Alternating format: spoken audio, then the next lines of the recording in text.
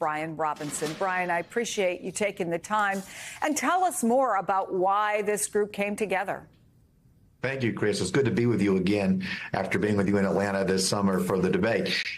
This came about because Brad Raffensperger was sued in his personal capacity over election fraud claims. That means that the case is coming out of his own pocket. At this juncture, he has spent over $500,000 of his own money.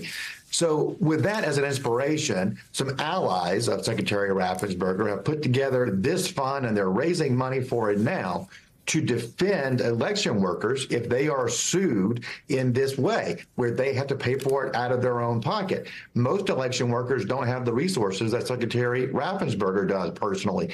No one who faces personal ruin is going to do this public service job. And of course, these election officials are crucial to our democracy. This group, the Election Defense Fund, is here to say, we have your back. If you are sued in your personal capacity, there's somebody coming to the rescue to help you out. You make a good point. You don't become an election official to get rich, right? No. These are not people who are making a lot of money. And when folks who don't understand how this stuff works, when you hear a number like 500,000, $500,000 just for this case, the vast majority, almost all Americans could not pay that. So is that, I guess the question is $5 million, if that's what the New York Times is reporting you're bringing together, is that enough? What's your anticipation of what might be needed in 2024? Well, the best case scenario, Chris, is that we don't need any of it at all. Yeah. You know, that would be the best case. But we know that there's going to be some really tight states, and there's going to be a lot of litigation, and there's going to be a look for targets. What we don't know yet is which party is going to be the one out there headhunting. This is not a partisan organization. It's not here to help Republicans or to help Democrats.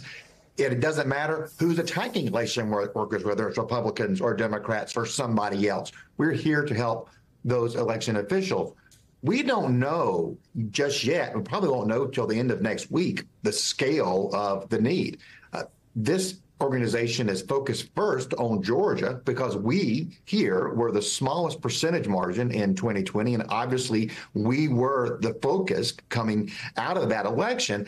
But it could very well be Pennsylvania. It could very well be Michigan. So we're going to be on the ready to help out wherever we need to help out. $5 million is an initial goal. We would love to get far beyond that because the need could be great. Concerned Americans can go to theelectiondefense.com, and they can do their part for our democracy, stand up for election workers and election officials by donating. So Brad Raffensperger testified before the January 6th committee, but it's been a bit since people watched that. So I want to remind folks to put this in context about the threats he and his family faced. After the election, my email, my cell phone was doxxed, and so I was getting texts all over the country. And then eventually my wife started getting the text, and hers typically came in as sexualized texts, which were disgusting. You have to understand that Trish and I, we met in high school, and we've been married over 40 years now. And so they started going after her, I think, just to probably put pressure on me. Why don't you just quit, walk away? And as we know, he did not quit. He did not walk away. But beyond helping folks like him who may need help, other folks may need help with legal bills. What else is the goal of this organization? The number one focus for us is helping people who follow the law. We're not just willy-nilly going to be out there, defending an election worker if that election worker is breaking the law. The rule of law is really at the heart of all of this. We want to defend the defenders of the rule of law. And so that is something that we're never going to lose sight of. Certainly, that story you just showed from Secretary Raffensperger, that is heartbreaking. And we, as Americans, have got to make sure that election workers do not see a repeat of the sort of threats that Secretary Raffensperger and his entire family received in 2020. We're better than that. Well, it's unfortunate that the Election Defense Fund is needed, but thank you, Brian Robinson, for coming on and letting people know that there is help out there. It's good to see you again. Good to see you, Chris. Thank you. We do want to